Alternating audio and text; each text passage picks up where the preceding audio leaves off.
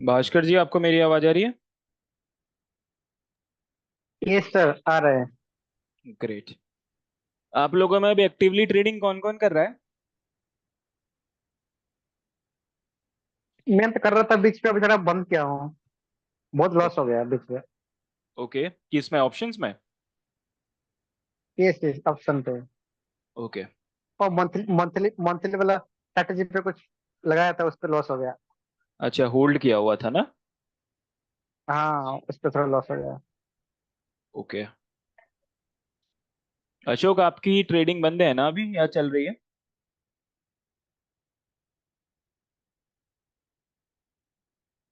I think Ashok की आवाज तो आ नहीं रही है। कुछ बोल भी रहे हैं शायद वो, बट आवाज नहीं पहुंच रही है।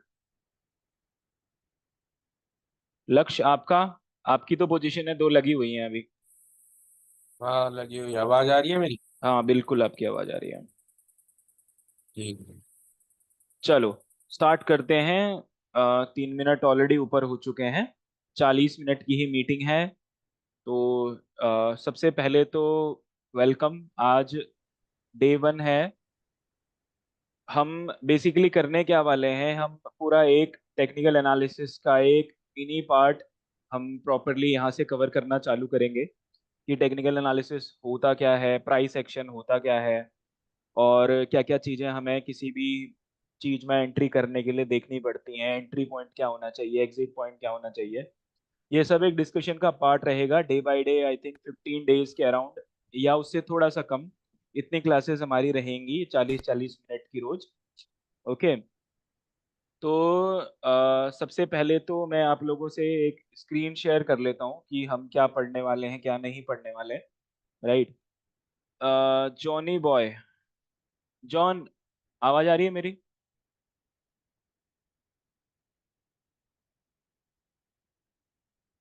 सॉरी, हाँ हाँ, मेरे को आवाज अच्छे से आ रही है। Loud and okay, clear bro.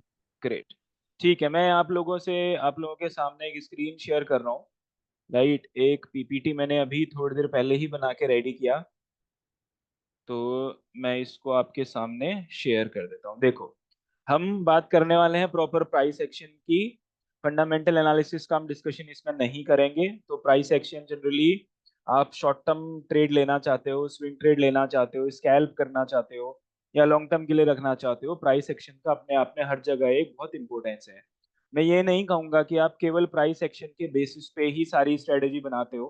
काफी टाइम पे आप प्राइस एक्शन पे भी जब काम करते हो तो वहां पे एक पार्ट होता है, अगर आप फ्यूचर एंड ऑप्शंस में काम कर रहे हो तो ओपन इंटरेस्ट का, उसको इसमें मैच भी करते हो। राइट। बट अभी जो है ये वाला जो हमारी पूरी सीरीज चलेगी प्राइस एक्शन पे चलेगी। नेक्स्ट सीरीज में जब हम जाएंगे उसमें ओपन इंटरेस्ट भी कवर करेंगे, उसको किस तरीके से देखना है, और फिर मिक्स एंड मैच करके हम पोजीशन बनाने की कोशिश करेंगे। तो जनरली प्राइस एक्शन पे जनरली होता क्या है, ये हमारी पहली स्लाइड है, इस पे हम एक ब्रीफ लेंगे कि बेसिकली एनालिसिस कितने टाइप के होते हैं। राइट, प्राइस एक्शन होता क्या है, इसकी इंपॉर्टेंस क्या है, और इसको समझना इतना मुश्किल आखिर है क्यों? क्योंकि एवरीबडी नोज कि अगर 100 लोग मार्केट में एंट्री कर रहे हैं तो उसमें से 10 या 11 लोग, मैं ट्रेडर की बात कर रहा हूँ, मैं इन्वेस्टर की बात नहीं कर रहा हूँ, 10 या 11 लोग ही प्रॉफिट लेके बाहर जा रहे हैं, बचे हुए 90 लोगों का। तो पैसा रोटेट हो रहा है उन लोगों का जिनको नहीं आता है, उन लोगों में जिनको आता है वो, या वो एक्सपीरियंस है। तो हम एक्सपीरियंस गेनिंग के लिए यहाँ पर काम करेंगे। तो ये बेसिकली ब्रीफ रहेगा। इसके बाद हम पढ़ेंगे प्राइस के बारे में। तो प्राइस होता क्या है, प्राइस को देखा कैसे जाता है, और प्राइस मूवमेंट्स को चार्ट में पढ़ते कैसे हैं। अब चार्ट भी बतेरे टाइप के होते हैं। जस्ट लाइक अगर मैं आपसे बात करूं, आपने लाइन चार्ट के बारे में सुना होगा, बार चार्ट के बारे में सुना होगा। राइट। हेकेनाशी के बारे में सुना होगा आपने। काफी कागी जो है एक चार्ट होता है। अलग अलग टाइप के चार्ट होते हैं। हम कुछ बेसिक जो है मेन मेन पढ़ेंगे इसमें। राइट, और उनको उनसे जो है डेटा को इंटरप्रिटेट कैसे किया जाता है उनके बारे में भी हम समझेंगे। अगर किसी को बीच में कुछ बोलना है तो वो बोल सकता है। ओके, ऐसा नहीं है कि मैं ही बोला जा रहा हूँ, आपको भी अगर कहीं पे कुछ बोलना है तो आप बोल सकते हैं। ठीक है, हम जाते हैं नेक्स्ट में। एक आप लोगों में ट्रेडिंग व्यू सॉफ्टवेयर सबने यूज किया है, या कोई ऐसा है जो कि ट्रेडिंग व्यू नहीं चलाता? लक्ष्य आप ट्रेडिंग व्यू चलाते हो?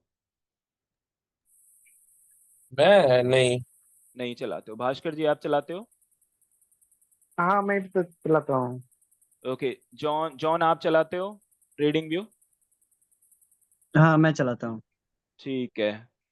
Ashwathi ma'am trading view use करते हो आप?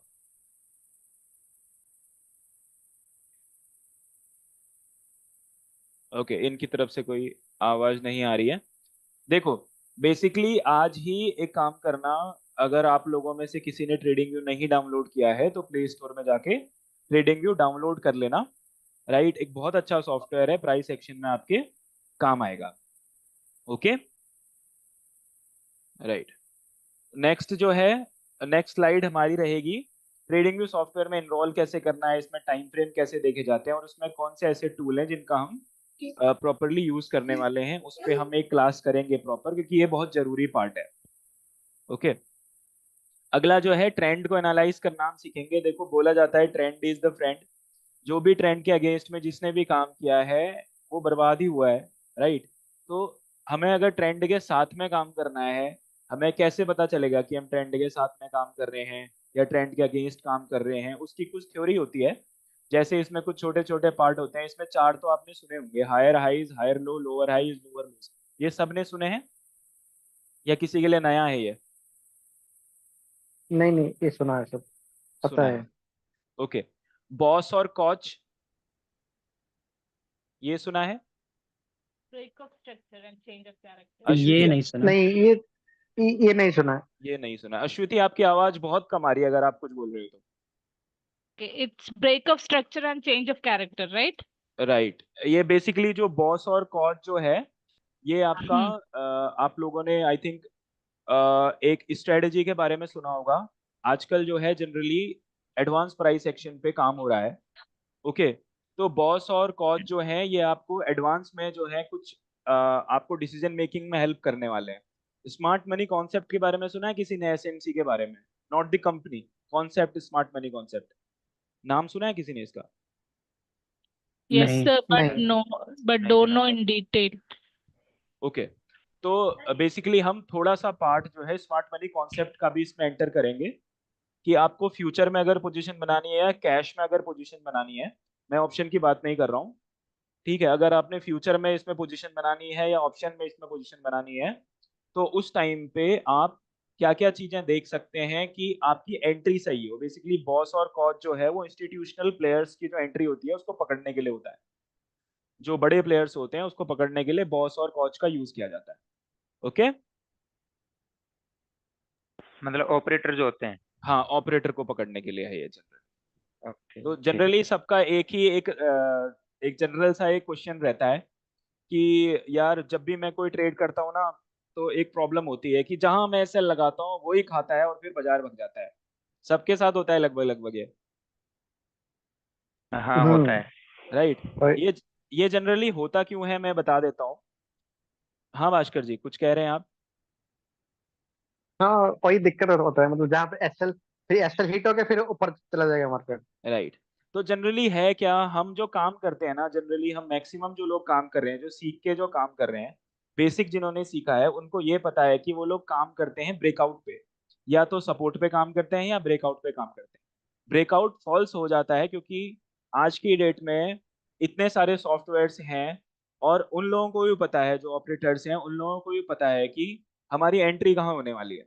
वो हमसे एक कदम हमेशा आगे चले हैं, इसीलिए वो लॉस पे जाते नहीं है। तो वो एंट्री कहाँ बनाएंगे वो पकड़ने के लिए बॉस और कॉच का यूज किया जाता है। ये हम डिटेल में पढ़ेंगे, प्रॉपर पढ़ेंगे। ओके। तो एक बार हमें ट्रेंड पकड़ना समझ में आ जाएगा तो हमारा आधा काम तो यही हो गया, क्योंकि आपको भी पता है ट्रेंड अगर अपसाइड का है तो कॉल पकड़नी है, ट्रेंड अगर डाउन साइड का है तो पुट पकड़नी है।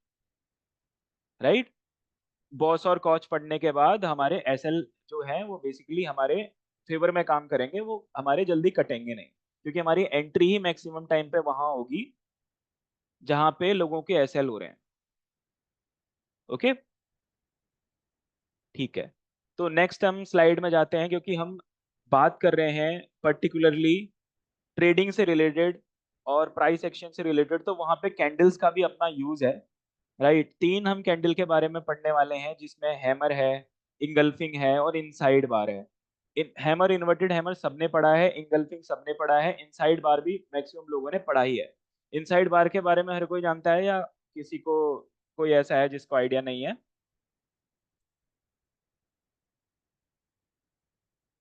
आई एम, इसके बारे में पता है दीपक। पता है, ओके।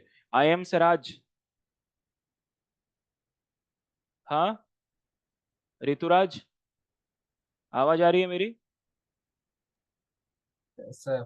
इनसाइड बार के बारे में पता है आपको? No sir. नहीं पता है। मालूम चलो है कोई उतना दिक्कत क्लियर नहीं है। नहीं है तो हाँ, मालूम है उतना क्लियर नहीं है तो ना ही समझिए। उतना क्लियर नहीं है, चलिए कोई बात नहीं।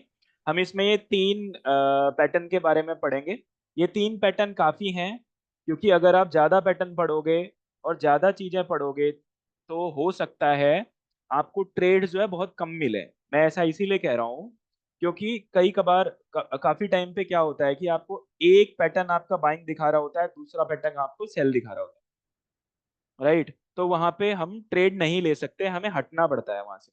लेकिन अब अगर अगर हमें कंटिन्यूअस ट्रेड लेने हैं, अच्छे रिस्क रिवॉर्ड के ट्रेड लेने हैं, तो ये तीन पैटर्न ऐसे होते हैं जिन पर मैक्सिमम काम होता है। एक चीज माइंड करना मेरी, मैंने इस पे डोजी नहीं मेंशन किया हुआ है, ओके? तो डोजी को इंडेसिसिव ही रहने देते हैं, और उस पे ट्रेड तो नया बनता नहीं है। जो भी आपने ट्रेड लिया उसको कंटिन्यूएशन में लेके चलेंगे अगर डोजी बनता है तो। लाइक अगर आपका बाई का ट्रेड है तो उसको बाई में ही रहने देंगे, और सेल का ट्रेड है तो आप उसको सेल पे ही रहने देंगे। ओके, ठीक है।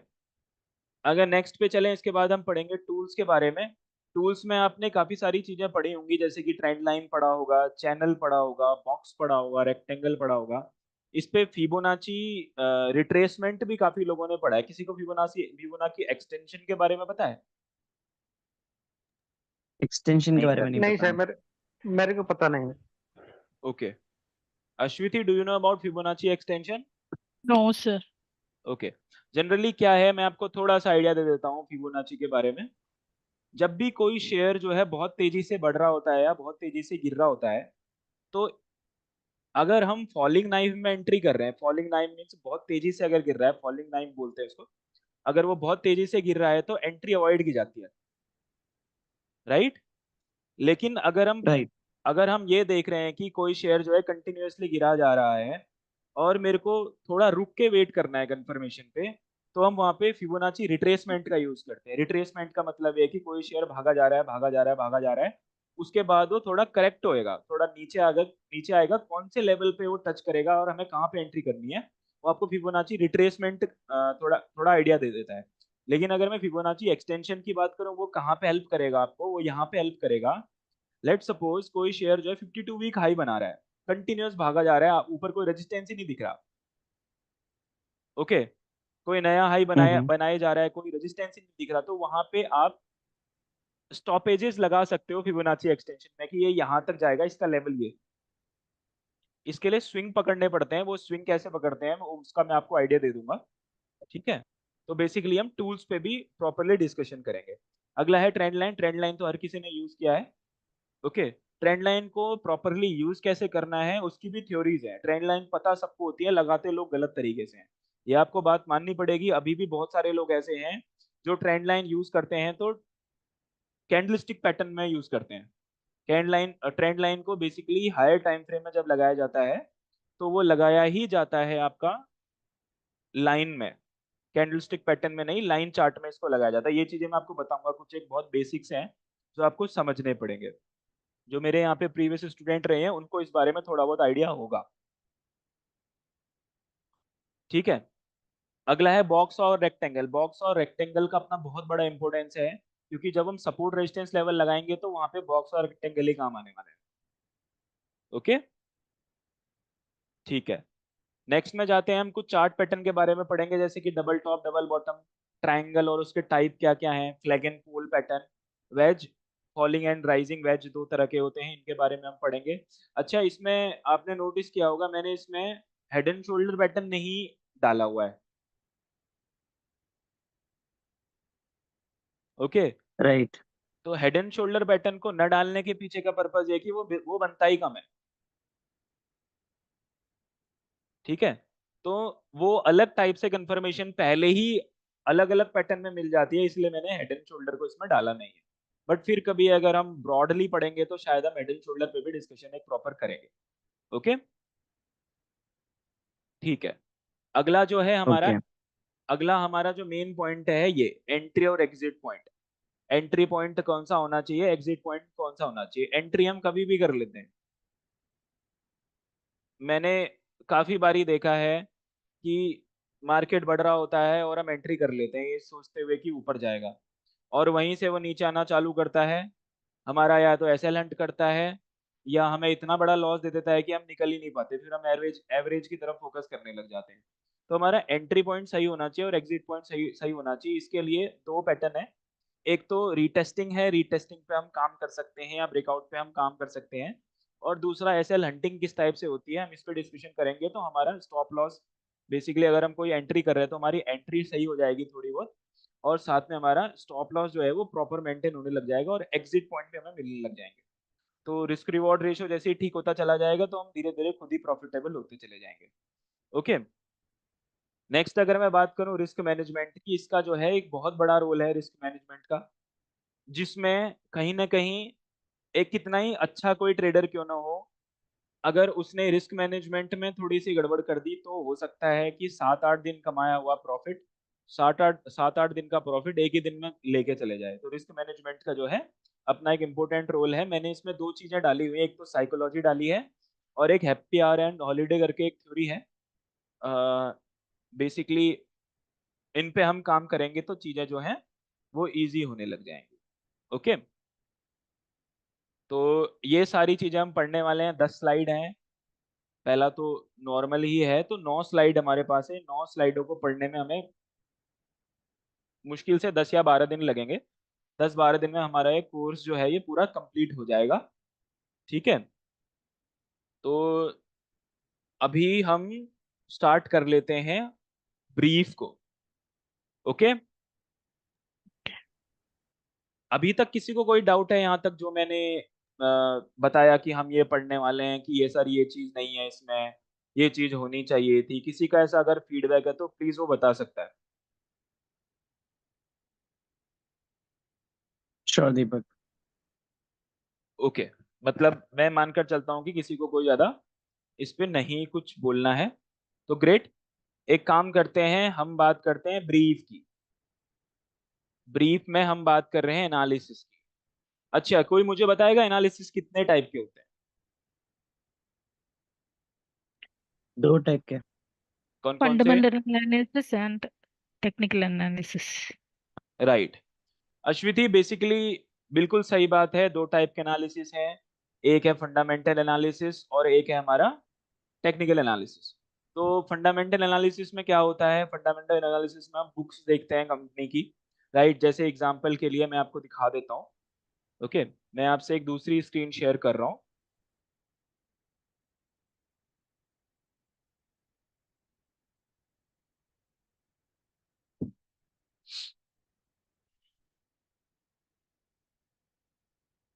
सबको मनी कंट्रोल का नाम पता है?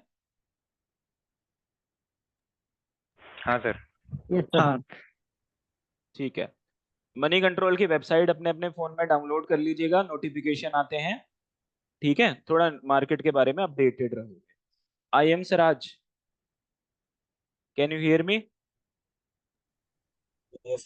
मनी कंट्रोल डाउनलोड कर लेना। Okay, Is it okay? Money control का WhatsApp में ऐड कर दे तो is it okay to हाँ add in WhatsApp कोई or दिक्कत नहीं should है, ऐड we कर add? सकते हो, बिल्कुल ऐड कर सकते हो। Is okay, that enough or should we download this हाँ app? इनफ है, बट खोल खोल के उसको चेक करते रहना। जस्ट बिकॉज बहुत सारी न्यूज ऐसी होती है जो नोटिफिकेशन के थ्रू आती है और बहुत सारी न्यूज ऐसी होती है जो कि हमें नहीं मिल पाती। ठीक है, तो उसको कभी कभार 5-10 मिनट कहीं भी बैठ के पढ़ लेना, ऐसा कोई दिक्कत वाली बात नहीं है। मेजर मेजर पॉइंट्स पता चल जाएंगे आपको। ये Tata power company limited money control दिख रहा है स्क्रीन में? हम्म ठीक है, हाँ तो जनरली मैं आपको बता देता हूँ जो भी हमें बुक्स में पढ़ाया जाता है इस तरीके से कि एनालिसिस 2 टाइप की होती है, फंडामेंटल एनालिसिस और टेक्निकल एनालिसिस, बिल्कुल ठीक है। बट मेरे हिसाब से मैं इसमें एक पॉइंट और ऐड करता हूँ, एनालिसिस 3 टाइप की होती है। एक होती है फंडामेंटल एनालिसिस, एक होती है टेक्निकल एनालिसिस, एक होती है साइकोलॉजिकल एनालिसिस।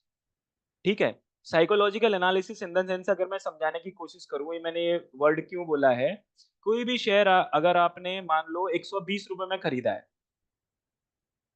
ठीक है mister John, this is a question for you. Okay okay, let's suppose you bought something at 120 rupees, okay और आपको कुछ नहीं पता है, आपने चार्ट नहीं देखा है, आपने थोड़ा बहुत फंडामेंटल एनालिसिस किया है इसका, आपको शेयर अच्छा लगता है, अच्छा। किस रेट पे काटना पसंद करोगे? अ, जब ज्यादा कुछ पता नहीं तो जब तक चलेगा तब तक। ओके, आप इसको होल्ड करना पसंद करोगे, जी। राइट? अश्वति, आप कितने में काटना पसंद करोगे? आपको कुछ नहीं पता है, बस आपने एक शेयर खरीदा है 120 रुपए का, कितने में काटोगे? The numbers in Hindi. हाँ, I can follow Hindi numbers. Like, okay, can you say them? Suppose you bought at 120 rupees, Hmm. at what price would you like to sell it? You do not know about the fundamentals of the company, you know that the company is good enough, that's it. After 25 rupees. After 200, Um, great. 250. And what would be your SL? Very less. If it is like, if it is 417, my SL will be 400. Your SL will be 400, right? तो अभी देखो, अगर किसी के mind में ये बात अगर आई, तो मैंने तो कुछ नहीं पूछा, राइट? मैंने सिर्फ ये पूछा था, अगर इसको किसी में अगर इस बारे में किसी को कुछ बोलना होगा तो वो बोल सकता है, ओके? ऐसा नहीं है कि चुप रहना है। मैं क्या समझाना चाह रहा हूँ मैं आपको बताता हूँ। साइकोलॉजिकल एनालिसिस में होता क्या है, you just better understand what I am telling you. If you bought something as at 80 rupees, nobody says कि मैं इसको 111 में काटूंगा, 101 में काटूंगा, 103 में काटूंगा। Everybody says मैं इसको 100 rupees में काटूंगा। I bought it at 80 and I'll sell it at 100 rupee. My SL will be 70 rupees. ऐसा क्यों हम ये कह रहे हैं कि हम इसको राउंड फिगर में क्यों लेकर आए? This might be a question, right, John? क्योंकि वो एक साइकोलॉजिकल नंबर है। Exactly. This is a psychological number.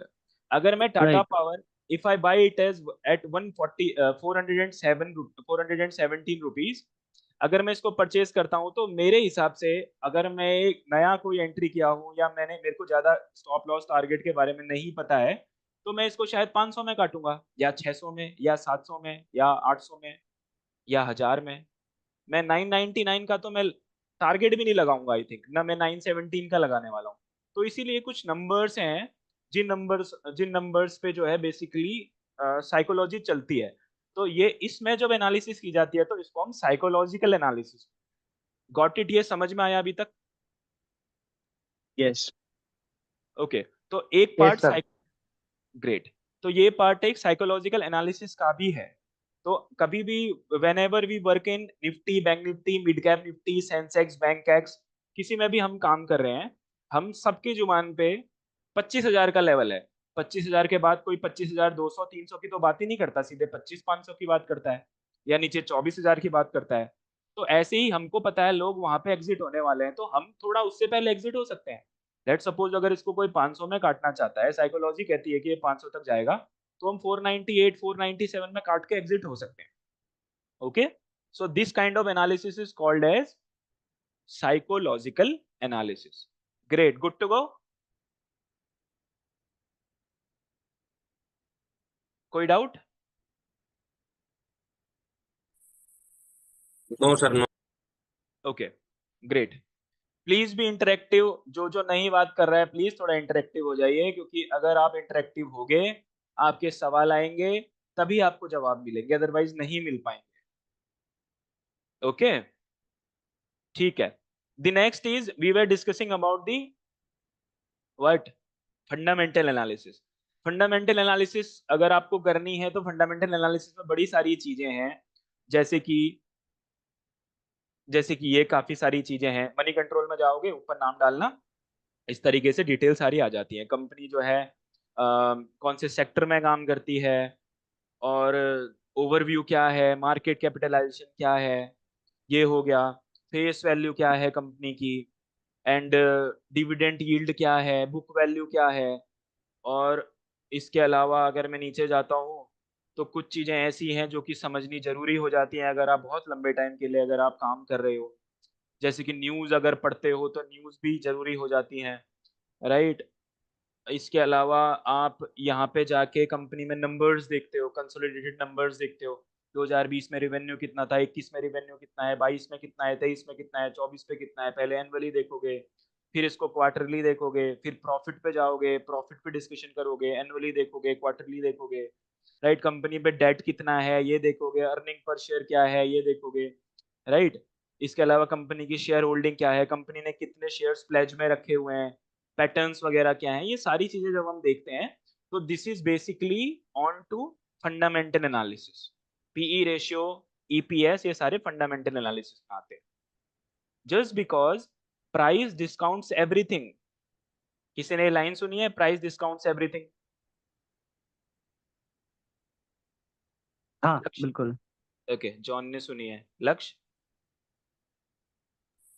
नहीं सर, नहीं। ओके, अश्विति आपने सुनी है प्राइस डिस्काउंट्स एवरीथिंग?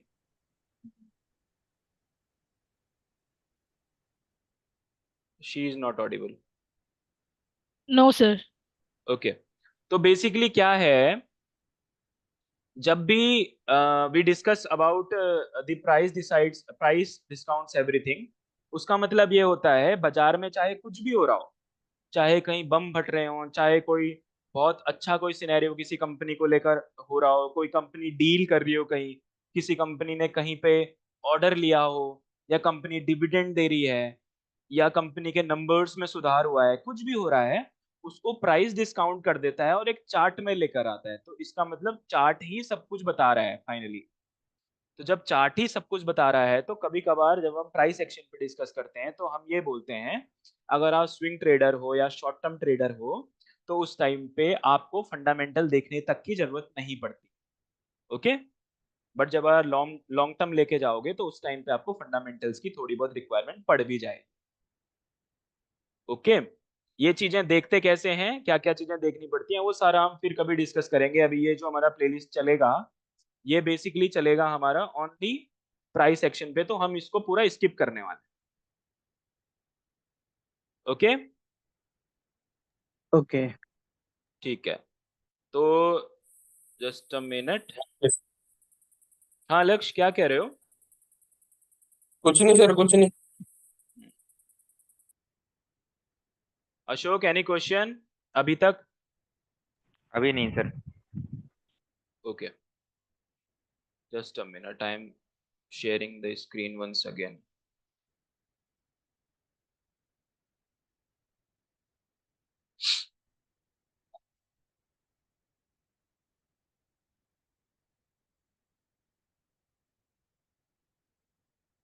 ठीक है, तो प्राइस एक्शन एनालिसिस के बारे में हमने डिस्कस कर लिया। टाइप एनालिसिस के तीन पार्ट होते हैं, फंडामेंटल एनालिसिस, टेक्निकल एनालिसिस और साइकोलॉजिकल एनालिसिस। हम जो पढ़ने वाले हैं वो प्रॉपरली टेक्निकल एनालिसिस पढ़ने वाले हैं। टेक्निकल एनालिसिस का सारा गेम जो है वो चार्ट का होने वाला है, और चार्ट से लेके हम क्या एनालाइज कर सकते हैं वो सारा का सारा प्राइस एक्शन के अंडर आएगा। ठीक है, ये इंपॉर्टेंट क्यों है, ये इंपॉर्टेंट इसीलिए है क्योंकि प्राइस ही सब कुछ होता है। आपको जो है कोई भी चीज सस्ते में खरीदनी है और महंगे में बेचनी है तो आपको पता होना चाहिए कि प्राइस उठने कहाँ से वाला है और गिरने कहाँ से वाला है। तो ये सारी चीजें क्योंकि प्राइस एक्शन बता देता है, इसीलिए प्राइस एक्शन जो है वो जरूरी हो जाता है हमारे लिए। यहाँ पे आपको आपका टारगेट, आपका स्टॉप लॉस, आपका टारगेट, आपका रिस्क रिवॉर्ड रेशियो सब कुछ समझने का मौका मिलेगा। इसीलिए प्राइस एक्शन जो है इम्पोर्टेंट है। इसको समझना इतना मुश्किल इसीलिए भी है क्योंकि काफी बारी जब हम काम करते हैं मार्केट में तो हमारे ट्रेंड लाइन जो है सबके अलग अलग लगते हैं, टूल्स अलग अलग लगते हैं, तो थोड़ा कॉम्प्लेक्स हो जाती हैं चीजें। तो अगर हम एक ही बेस में लेके चीजों को काम करें तो इस समझने में दिक्कत नहीं होगी। कुछ लोगों को गलत भी पढ़ाया गया है, मैं क्योंकि मेरे सामने की बात है, मेरे जो स्टूडेंट्स हैं जो पहले कहीं से पढ़ के आए हैं उनको ट्रेंड लाइन लगानी तो आती है लेकिन वो लगाते गलत हैं। ओके, जनरली कभी बेसिकली विक बाहर रहती है, कुछ ज्यादा ही बाहर रहती है, और 3-4 बॉडी बाहर रहती है। तो इन चीजों को समझने के लिए हमको प्रैक्टिस की जरूरत पड़ती है, और प्रैक्टिस करना हर किसी के बस की बात है नहीं। कंसिस्टेंसी के साथ प्रैक्टिस करना अगर आप सीख गए तो ये इसको समझना, प्राइस एक्शन को समझना मुश्किल नहीं होगा। ओके, तो हम ये ओके ब्रीफ सर। आज की डेट में यहीं पे खत्म करते हैं।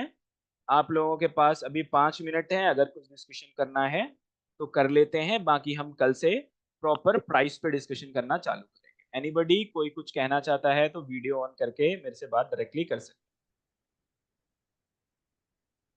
अभी हैं। Sir anybody? निफ्टी का थोड़ा एनालाइज करें।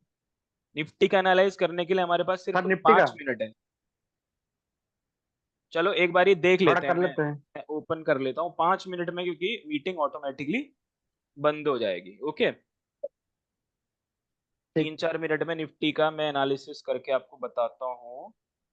Stop share. ये जो सर मैं ये कह रहा हूँ, ये जो स्लाइड आपने बनाई है हाँ, ये मिल मैं भेज सकती है देता हूँ थोड़ा आपको, होमवर्क के पीपीटी में लिए? आपको भेज दूंगा, कोई दिक्कत नहीं। ठीक है, ठीक है सर। हाँ सर। ठीक है। सबसे पहले मैं ये सब कुछ हटा देता हूँ। ये देखो जी, ये हमारा लाइन दिख रहा है सबको, निफ्टी? जी। Yes sir. ठीक है। ये सर। करंट मार्केट रेट है 24,852। ट्रेडिंग भी ओपन है, आप भी खोल सकते हो। ठीक है, जनरली क्या है, गिरता चला जा रहा है, साफ दिख रहा है, फॉलिंग है। हाँ, फॉलिंग नाइफ में एंट्री होती नहीं करेक्ट है क्या? करेक्ट। अगर आप देखो, ये जो लेवल है ये पीक है, तो ये क्या था, ये सप्लाई जोन बना, बराबर है। हाँ, इसको मैंने मार्क कर दिया, ये सप्लाई जोन यहाँ ब्रेक हुआ, थोड़ा यहीं सस्टेन किया, ब्रेकआउट दिया, और इसने नया सप्लाई जोन बनाया, हायर हाई बनाया। कुछ चीजें मेरे को पता है कि समझ में नहीं आएंगी अभी, बट धीरे धीरे आ जाएंगी। ओके, फिर इसने जब इसको डाउन साइड ब्रेक किया, जब इसने इसको डाउन साइड ब्रेक किया तो ये इसका नया रेजिस्टेंस बन गया। नए रेजिस्टेंस में थोड़ा बहुत घूमा, और यहां पर जाके राइट। इसने नया एक बना दिया जी, क्या, supply zone. I was expecting market to go to 25,600। ये मैं बता दूंगा मैं क्यों कह रहा था, सारी चीजें क्या थी। तो फिलहाल हम इसको एक बारी समझते हैं। हम क्या कर सकते हैं, टूल लगा सकते हैं यहाँ पे, trend line high to high मैंने मिलाया, तो ये मेरे हिसाब से मार्केट को यहाँ तक आना चाहिए था, 25,500 600 तक, फिर गिरना चाहिए था। बट सडनली यूएस मार्केट में बहुत अच्छा फॉल आया, और शायद अनएम्प्लॉयमेंट का कुछ डेटा वगैरह आया था, उसकी वजह से थोड़ा मार्केट ने गलत इंपैक्ट कर दिया और मार्केट टूट गया। अब अगर मार्केट टूट रहा है तो कहाँ तक गिर सकता है, ये सवाल सबके मन में होगा, क्योंकि क्योंकि बहुत सारे लोग जो है कॉल की पोजीशन लेके बैठे हैं। मार्केट इतना बुरा था नहीं 2 दिन पहले तक। तो कुछ लेवल्स मेरे को ये दिख रहे हैं। ओके, एक लेवल ये नजर आता है 24,800 का, बड़ा इंपॉर्टेंट लेवल है। 24,800 से लेके 25,000 के बीच का लेवल बड़ा क्रूशियल रहने वाला है। जिस भी साइड पे ब्रेकआउट आएगा वहां पे हम काम कर सकते हैं। अगर अप साइड पे आएगा तो पहला टारगेट हमारा 25,279 25,280 के आसपास का रहेगा। मोटा मोटी साइकोलॉजिकल एनालिसिस के हिसाब से 25,300 आप मान लो। अगर नीचे जाता है तो लेवल हमें ये देखने को मिलेगा 24,569। साइकोलॉजिकल लेवल के हिसाब से 24,500 से 24,600 के बीच का लेवल मान लो। अभी इसमें 2-3 चीजें ऐसी हैं जो मिसिंग है, जो आपको अभी समझ में नहीं आएंगी, और ओआई का डेटा मैं जब पढ़ूंगा तो मैं आपको बताऊंगा। ठीक है, ओआई का डेटा जब हम राइट। पढ़ेंगे तो चीजें और ठीक। बेटर क्लियर हो जाएंगी। मेरे हिसाब से 25,500 की पुट जो है मैक्सिमम राइट हुई है। ठीक है, मैं एक मिनट देख भी लेता हूँ।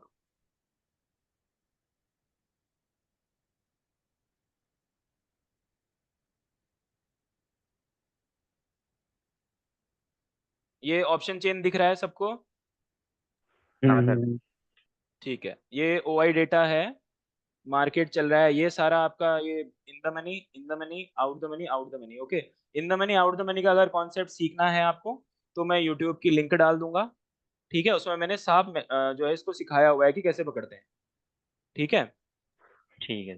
तो देखें मैक्स जो ओआई जो है कॉल साइड में वो आपको दिख रहा है 1,22,000, 2,65,000 और 2,78,000, 2,38,000। देखो 25,200 पे मैक्स ओआई दिख रहा है मेरे को, 2,78। एक ये लेवल इंपोर्टेंट होने वाला है 25,200 का। और कॉल साइड पे एक लेवल दिख रहा है मेरे को 2,65,000। ठीक है। तो 25,000 का एक Right. लेवल इंपोर्टेंट है, 25,200 का एक लेवल इंपोर्टेंट है।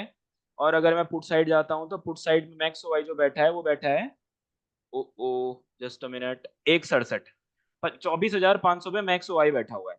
तो मार्केट 24,500 तक जाने की संभावनाएं यहाँ पे दिख रही है मेरे को। ठीक है, अभी के डेटा के हिसाब से। अब कल जब डेटा चेंज होगा तो फिर देखेंगे क्या होता है। तो अगर नीचे गिरेगा तो एक Right. बारी 24,500 हिट करने को जा सकता है, लेकिन मेरे को लगता नहीं है इससे नीचे जाएगा, क्योंकि यूएसए की मार्केट बहुत टूटी है। तो हमारी मार्केट भी कल गैप डाउन पे खुलने की संभावनाएं ज्यादा हैं। ठीक है, और रिकवरी के लिए उसको थोड़ा सा नीचे जाना पड़ेगा फिर रिकवर करेगा। 24,800 का लेवल इंपोर्टेंट होने वाला है, तो देखते हैं। मोस्ट प्रोबेबली कल गैप डाउन है, गैप डाउन के बाद थोड़ा नीचे जाके रिकवरी मारने के चांसेस है। Okay, Okay. चलिए अभी के लिए फिर मिलते हैं। नेक्स्ट सेशन का लिंक आपको मिल जाएगा। ओके, किसी को अगर कोई डाउट होगा तो Okay. डायरेक्टली व्हाट्सएप में मेरे से कनेक्ट कर ठीक Okay. है। Thank you, Deepak. लेना। Okay, bye bye. Okay sir, okay Bye sir. bye. Thank you sir. Thank okay you. Bye.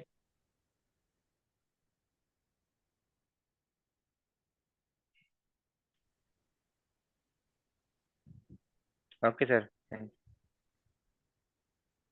मेरे को यहाँ पे ओके, गॉट इट।